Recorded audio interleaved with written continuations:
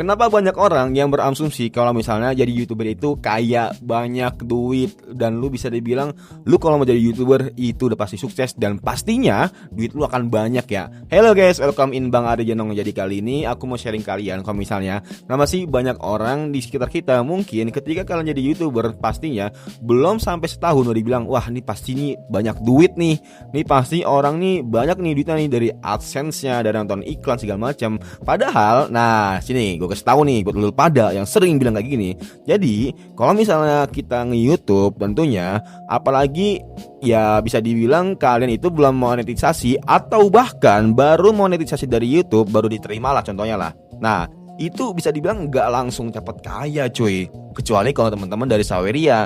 Kalau teman-teman dari YouTube ya bisa dibilang apalagi di Indonesia RPM-nya sangat kecil banget dibandingkan dengan luar negeri. Makanya kenapa para YouTuber shorts itu banyak kan yang dia audiensnya itu luar negeri, karena ya RPM-nya itu gede gitu. Hitungannya itu setiap penonton itu gede banget dibandingkan di Indonesia. Makanya kebanyakan orang yang YouTuber shorts itu ya udah mereka tuh lebih fokus untuk audiensnya yang di luar. Dan kembali lagi, kenapa sih banyak orang itu yang berstigma kalau misalnya wah lu jadi YouTuber nih, wah udah pasti duit lu banyak nih. Nah karena orang-orang yang dia tandain atau orang-orang yang dia kenal sebagai YouTuber itu ya udah punya mobil bagus, punya punya HP bagus, up to the date, jalan-jalan, liburan, pokoknya yang enaknya aja lah pokoknya yang dia lihat guys ya.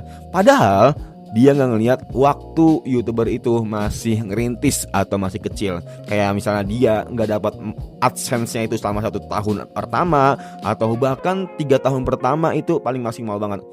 Dan tentunya ketika teman-teman udah ngelampaui hal ini, pasti ya teman-teman akan ngerasain, wah ini ternyata gagalnya kayak gini ya, wah ini ternyata nggak enak jadi YouTuber kayak gini ya. Dan itu akan menghargai kalian ketika kalian itu udah gede. Kalau misalnya nggak semudah itu buat jadi YouTuber. Dengan ya mungkin banyak ya orang-orang yang bilang kalau misalnya jadi YouTuber itu gampang, lu tinggal up editing yang bagus, tinggal nyari konsep yang bagus, nyari ide yang bagus, nyari thumbnail bagus, judul yang bagus. Tapi ya nggak segampang itu padahal. Dan ini bisa dibilang sangat benar-benar merugikan banget buat orang-orang ya. Seakan-akan tuh semua hal tuh digampangkan gitu. Dan ya ujung-ujungnya ya udah ada yang dengan cara curang, dengan beli subscriber, beli follower, beli views, beli like, beli komen, beli share. Nah itulah ujung-ujung ketika orang tuh selalu digampangkan dengan suatu hal yang ya bisa dibilang agak lama. Karena YouTube, TikTok, Instagram itu butuh proses yang sangat lama dibandingkan ya platform yang lain. Makanya kenapa kata Bang Pascol, nah kalau misalnya kalian itu udah terkenal di YouTube, pastinya akan terkenal di Instagram atau nggak TikTok. Kalau kalian terkenal di TikTok, belum tentu kalian terkenal di Instagram dan YouTube. Kalau kalian terkenal di Instagram, belum tentu kalian terkenal di YouTube dan juga TikTok. Makanya kenapa bisa dibilang strata YouTube itu bisa dibilang platform yang paling susah buat dipelajarin. Dan teman-teman yang baru belajar di YouTube itu gue yakin kalau misalnya teman-teman komitmen banget nih, konsisten banget nih, 5-10 tahun pasti akan sukses. Nah mungkin teman-teman akan buka kelas, atau nggak teman-teman dapat dari AdSense, atau nggak mungkin teman-teman akan berkembang, grow up, scale up, semuanya itu nggak ada yang tahu. Yang tahu itu teman-teman sendiri tentunya.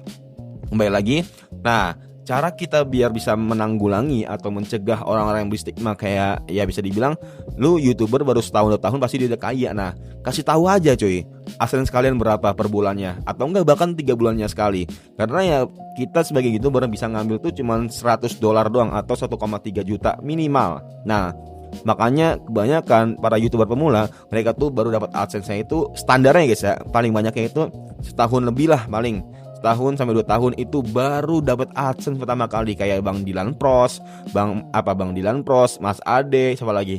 Mas Dean. Nah, ini bisa dibilang beliau-beliau ini dapat AdSense-nya itu ketika 1 tahun pertama sampai 2 tahun pertama. Itu baru dapetin AdSense pertama kali dari YouTube. Nah, tentunya semuanya itu dengan perjuangannya masing-masing, ceritanya masing-masing, dan teman-teman pasti punya ceritanya sendiri. Tentunya buat teman-teman yang masih jadi YouTuber ya, pemula atau nggak perintis bahasanya lah. Nah, buatlah cerita kalian sendiri, buatlah perjuangan kalian sendiri.